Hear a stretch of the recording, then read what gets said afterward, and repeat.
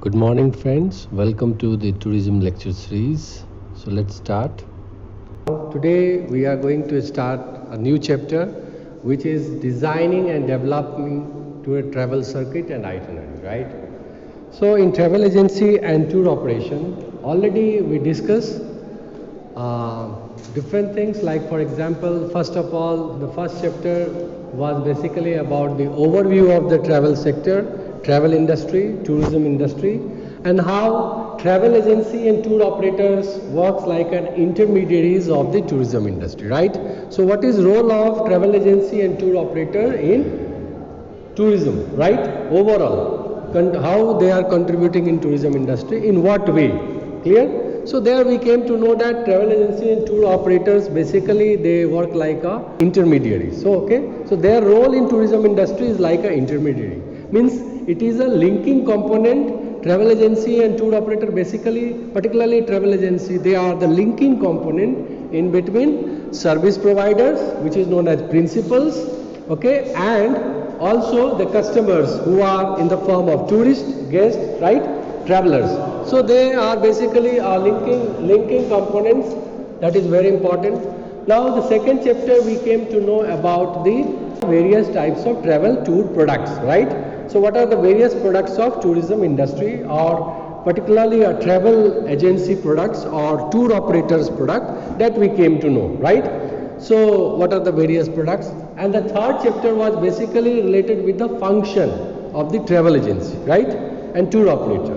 So how they work, in what way they coordinate for services, okay, in what way they coordinate for executing their works, okay, by the help of the ground handling agents, local agents, okay, and also we can say in what way they create their packages in terms of the inbound and outbound tourist. Clear? So what is the inbound tour operator and what is the role of outbound tour operator, in what way they operate. So that is what we came to know. Now the next chapter is about the designing and developing travel circuit and itinerary. So this chapter basically we are going to learn about designing, right? How to design a travel circuit, how to design and develop a tour package. Tour package already we have done, that what is tour package, right? Various elements of tour package and the role of like for example, what is the role of this travel agency in designing the tour package, right? How they plan the tour package, how they compose the tour package, what are the various components of the tour package. That is what we came to know. Even we came to know about the tailor-made tour package also, right? Clear? Tour package for independent guests, tour package for group, tour package for particular type of guests, a specialized tour package, right? So we came to know about the various types of tour package also. Now here it's about the designing and developing the travel circuit and itinerary. So what is basically a travel circuit? First of all we should understand. Travel circuit is a particular type of circuit, right? It is a circuit, it is attraction points or the destinations, right? Tourist attractions that we are going to cover, clear, in a particular destination. So travel circuit is basically a tourist points, combination of various tourist points, major tourist point that is going to be covered by the tourist, clear? And on that basis we design, the travel agency and tour operator will design that circuit on the basis of major attractions, clear, at the destination. So the purpose of basically travel agency is what? To design also a travel circuit. So travel circuit covers the major attraction points which is available at a destination. What is destination? Destination in terms of tourism is a place, clear? Is a place where tourism, it's a receiving zones. Destination is basically in tourism system is a receiving zones where tourists will visit, clear? Where tourists or visitors or explorer will visit for their psychic gratification, to satisfy their needs of tourism, right? So that is what is about the destination. So under one destination, within one destination, what is that? You can design a various travel circuit, clear? So it is up to you that suppose in destination is Gambela. So Gambela may have a various tourism circuit, that is possible, clear? Or in a one particular country, if you take a destination as a country, as a whole country, right, like Ethiopia, then travel circuit may consist of a different city, major city or different destination in one particular country. Like for example, Addis Ababa to Jimma, Jimma to Bonga can be one circuit, or Addis Ababa to Jimma, Jimma to Arba Minch can be another circuit. You understand? Similarly, in north you can go, this is the south, so north you can go Addis Ababa to Bahirdar, Bahirdar to Gondar, Gondar to Lalibela, Simeon Mountain, and then return back, right? So you can design a circuit in terms of the national. But when I say what is the circuit, circuit can be also designed within a particular destinations. Like for example, Gambela, right? So Gambela may have one circuit, Gambela town, Gambela Wareda or Gambela town city to Gambela National Park to Majang and Abobo can be one circuit. Clear? Similarly, another circuit can be Gambela town to Itang to Gambela National Park back to Gambela can be another circuit. You understand my point? So at a particular destination, how you are connecting the various attractions. That is the main motto of circuit. Clear? Designing a travel circuit.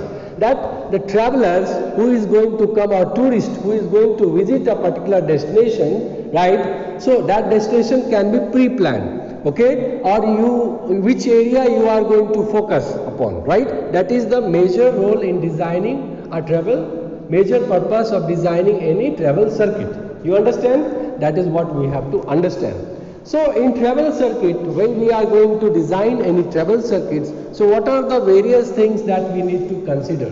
What are the various factors that we need to consider while designing any travel circuit, right? So there are various factors that we need to consider while designing a travel circuit. Clear? That is what we are going to learn. And after that we will take on another topic, that is itinerary. What is itinerary?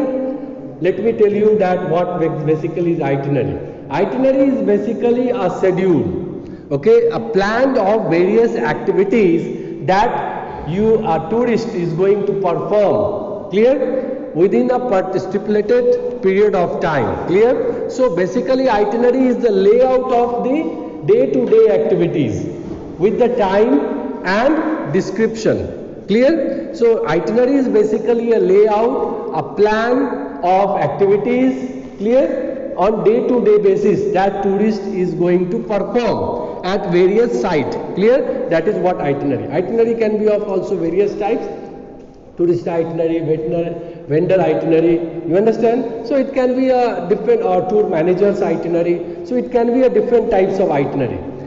So let us start with the designing. So how to design? As I told you, travel circuit is basically a combination of various points, okay, under one destination or within one destination. Okay, if we are going to cover our destination, and travel circuit comes under a destination, but in a particular zone or region. But if you see as a country as a destination in international tourism point of view, okay, so what is the travel circuit? It may be a combination of various destinations. Like for example, in terms of Ethiopia, international tourism, so what will be the travel circuit? It may be Addis Ababa, Bahirdar to Gondar or Lalibela coming back, or Addis Ababa to Bahirdar, Gondar and Aksum and coming back to the north circuit. So we can divide circuit as a northern tourism circuit, southern tourism circuit. Clear? Southern tourism circuit and northern tourism circuit. So how can, similarly in Ethiopia, southern tourism circuit can be Addis Ababa, one main point where tourist is going to land, international tourists. Then they can go to the Jimma to Arba Minch, or they can go directly to Arba Minch to Jimma and return back. Or they can go to the Omo Valley, Jinka, then they can come to the Bonga, Jimma. So I can design a circuit, you understand? Or another circuit can be Awasa to Awasa city to Wachamo, or so you can design, you understand? Southern circuit, northern circuit, central circuit, clear? And similarly southwest circuit can be that, from example, Addis Ababa to Jimma to Gambela and then return back to Addis Ababa. You understand? So what way you are designing the tourist circuit? So we have various, it's not like that any points you can just put by your choice. You know, we never design a travel agency or tour operators, even the tourism organization of any country or destination manager, they never design circuits without knowing the certain factors, okay, without doing any kind of market research. They must know what is the expectation of tourists in terms of service quality, in terms of attractions, clear? So what pulls them? What is the pulling factor? Okay, because in tourism there are two factor works in tourism system. One is pulling factor, another is pushing factor. Pushing factor, which is pushing you, go see where you want to go. Pulling factor means which is attracting you. Okay, you want to come because of culture. Okay, you are attracted towards the culture of Gambella, you are attracted towards the food, you are attracted towards the climate, you are attracted towards the natural landscape beauty, you are attracted towards the wildlife, okay, flora, fauna. So there is some attractions which pulls the tourist. Pushing factor means there are motivations, there are purposes for tourism, right? Maybe leisure, pleasure, entertainment, adventure. So they are the motivational factors. Plus discretionary income means how much a tourist can afford, right? What is the capacity in terms of spending capacity of tourist, right? So how much he can spend on visit, okay? So all tourists can't take international tourism, right? Activity. Why? Because they have limited fund.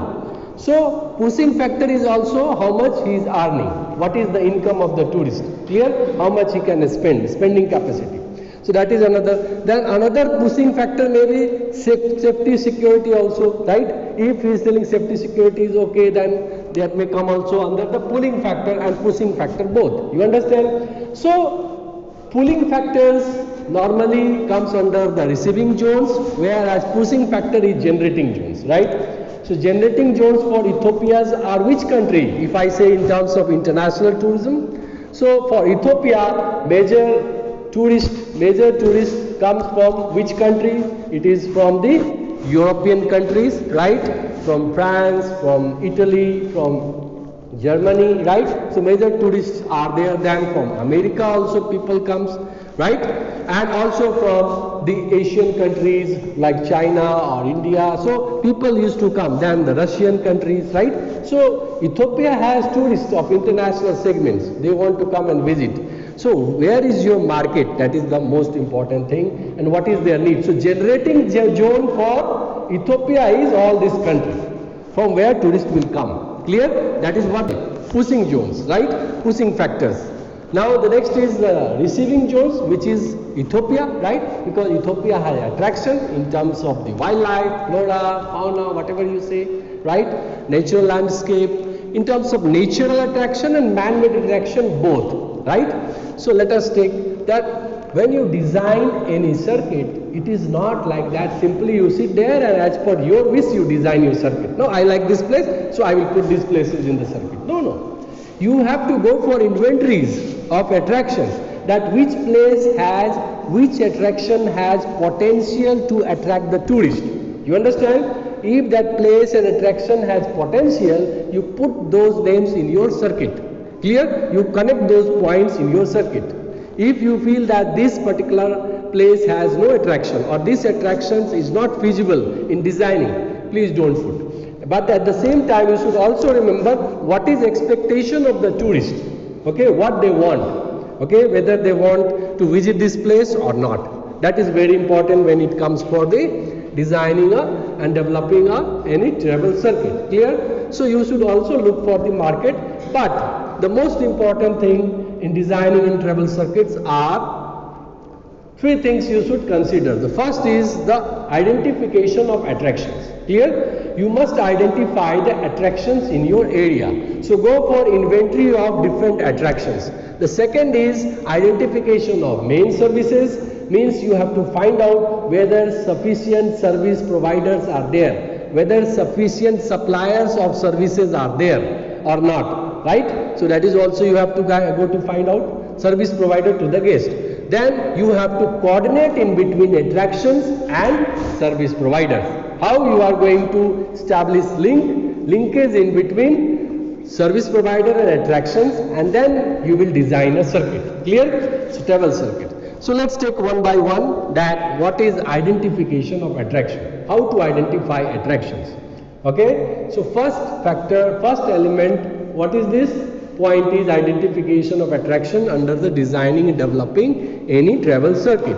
So attractions in tourism, you know, the second chapter is tourism products, right? They are already explaining that what are the tourism products. Tourism products is basically a bundle of utilities, services, a combination of natural and man-made attractions, which is offered to the guest, right, or tourist or visitors. You understand? So that is what the tourism products. Clear? And it has certain characteristics that also we know that tourism products has characteristics like which makes it different, right, from other products, which is the intangibility, perishability, ownership never change, inseparability, it can't be separated from the place of production, it can't be duplicated, and unstable demand. Okay, demand is not same every time in a year. So there are certain characteristics. Ownership never change, ownership always remains with the service providers or the tourism agency. It never changes. So there are certain characteristics also. So when we go for identifications, we need to divide our attraction into two parts, two categories.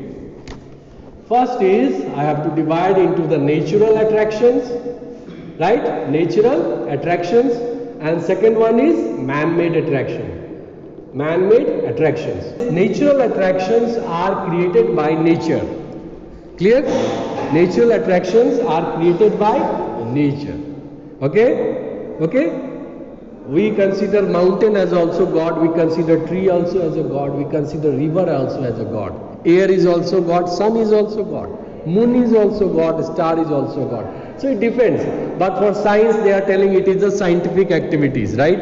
They all are science, a part of the science, right? The resources are available which is found naturally, okay, which is not created by the man, okay, which is not produced by the man, which is produced by the nature, okay. The attractions or the things which is available on the earth and produced by the nature, okay, it is produced directly by the nature, naturally crafted items. Clear? Naturally crafted attractions.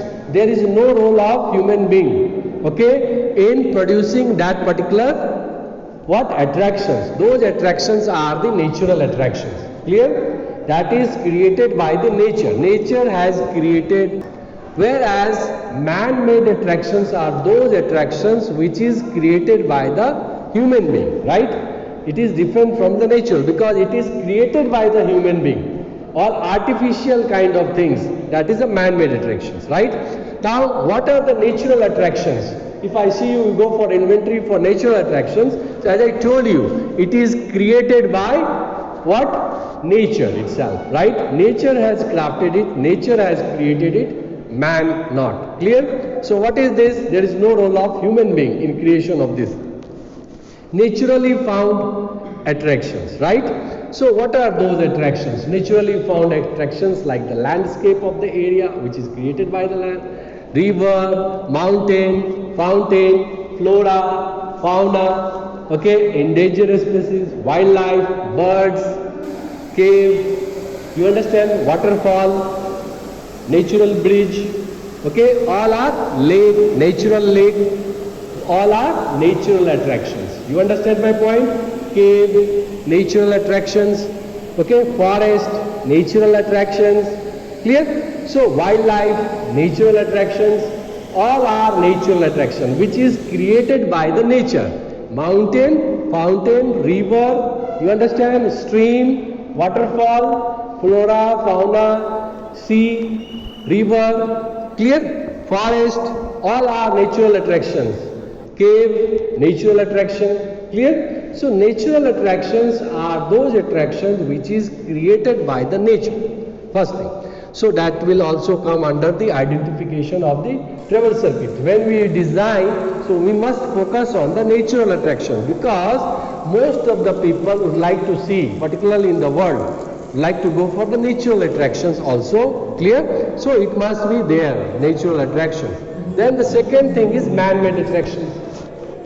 Man-made attractions also attracts people, right? Tourism is also for man-made attraction. Perhaps I will tell you the second most I can say you the purpose, okay, or reason or concept behind the tourism is religious tourism, right? So religion itself is a man-made. Culture is a man-made thing. It is not a God. God has created the culture, religion, so it is created by the human being. You understand? Culture, culturally elements like festival, dance, music, whether it's events, cultural event, fair, festivals, all are created by the human being. Clear? Tradition, ceremony, rituals, who has created? We have created. God has not created. Religion itself is created by the human being. Clear? Whatever religion you follow or anyone is following in the world, it is created by the human being. Same, there is a culture. So the culture they develop, right? Every place they develop a culture. Lifestyle, which is related with the lifestyle, livelihood, clear, eating habits, or day-to-day your activities that you managing. So all comes, or what happened then slowly you adopted the cultures like ceremonial things, rituals, tradition, fair, festivals. Why? Because a human being can't survive in a vacuum. You understand? Human, they require what? People. Human is a social animal. Man is a social animal. Man, it is said man is a social animal. Without society he can't live.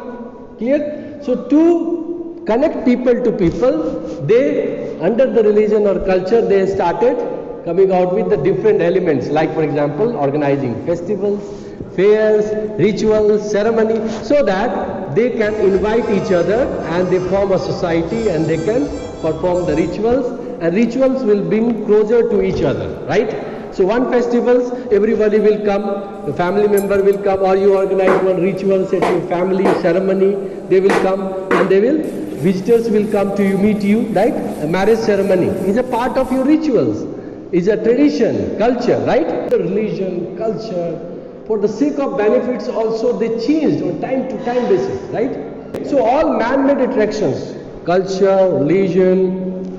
So religious tourism, pilgrimage tourism was one of the major reasons behind tourism development after trade and business. First was trade business. When it started, people started moving from one place to another. And the second base religion, the main reason for traveling was pilgrimage, religious reason. People used to travel. So this way tourism started.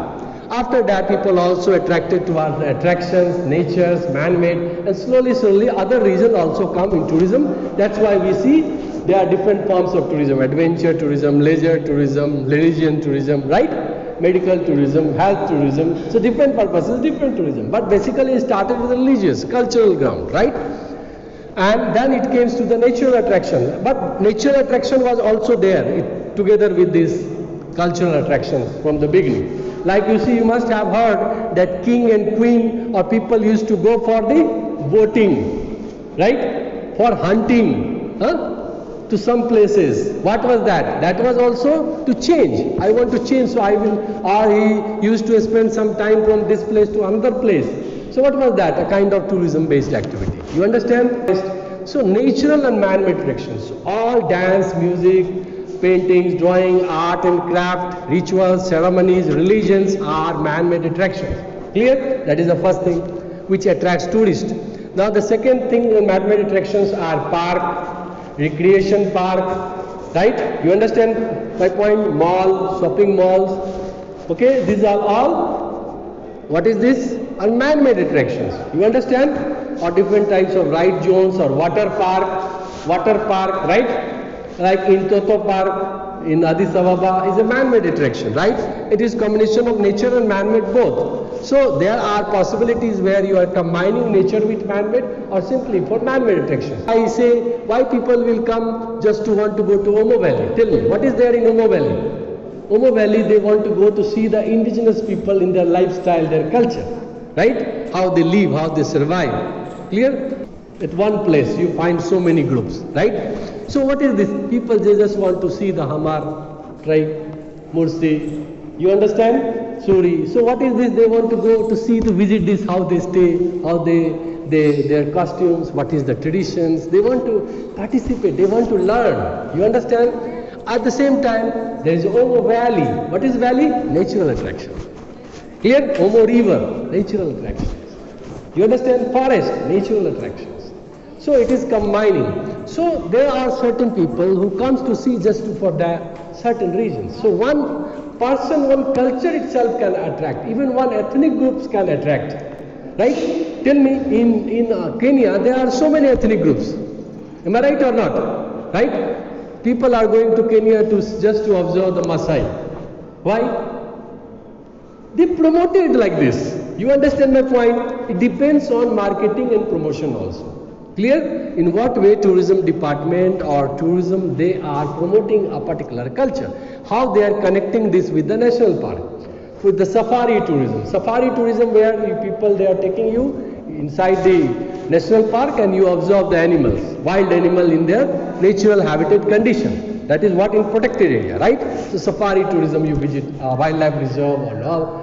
So wildlife reserve, national parks, or whether it's a biosphere reserves, whether it's a flora, fauna, forest, or whether it's a coral reef, whether it's a sea, whether it's sea beaches, whether it's a river, mountain, fountains, waterfalls, cave, okay, bird, wildlife, endangered species, all are natural attractions. Clear? Whereas culture, tradition, festival, fairs, religion, clear? And ceremonies, rituals, clear, fairs, all are man-made attraction. Plus recreation park, hotels, resorts, water park, clear? You understand? All adventure zones we have created, that is all man-made attractions. You understand my point? Music, man-made attractions.